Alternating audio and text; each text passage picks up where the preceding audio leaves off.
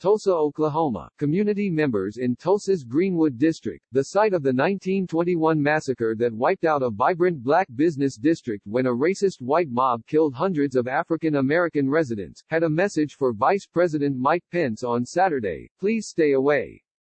Throughout the week, residents here speculated as to whether President Donald Trump or Pence would tour the historic neighborhood known as Black Wall Street. Oklahoma Governor Kevin Stitt initially urged the White House to visit the area, but backed down after resistance from community leaders. But some business leaders and residents of Greenwood are still worried that Pence, who had a 3-hour gap of time on his public schedule in Tulsa, would decide to come visit. "They're using this to promote a message that they just don't believe," said Regina Woods, who runs a hair salon in Greenwood, of Pence's potential visit. "I think the reason they are even in Tulsa is to send a message to their white supremacist base. But we're known for having Klan rallies here in Tulsa," Woods added. "So it's really just another Klan rally. We're used to it." Bobby Eaton, 85, who was born and raised in Tulsa, said that neither Pence nor Trump were welcome in Greenwood.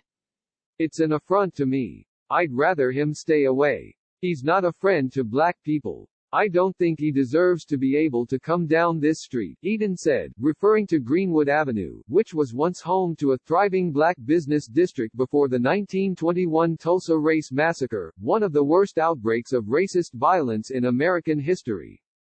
Leaders of the Greenwood district draped a blue tarp over a monument honoring those killed in the Tulsa Massacre as a way of turning their backs on the vice president.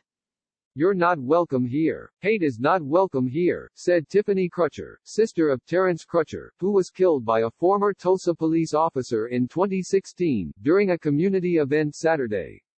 "When he comes to Greenwood he's going to know we did not invite him. Whoever invited him, they don't speak for the community," Crutcher said. Pence was also expected to attend a meeting with community leaders at the Dream Center in North Tulsa, a predominantly black part of town. But some criticized the vice president for visiting North Tulsa without actually sitting down with people who they say actually represent the neighborhood. "None of these people represent the community and I don't think it's a good idea for him to be here," Charity Marcus, a Republican political consultant from Tulsa, said of Pence's Dream Center meeting. "The community made it clear they didn't want him here and he should respect that," she said. State Representative Monroe Nichols, a Democrat who represents the Greenwood area, said Saturday morning that he was not aware that Pence might be visiting the Greenwood neighborhood and had no knowledge of the meeting with community leaders. "A visit from any sitting vice president would typically be an amazing honor. This administration's tone as it relates to race complicates the honor of a visit," Nichols wrote in an email to NBC News. The vice president's own civil rights record as governor of Indiana is also a near disqualifying factor.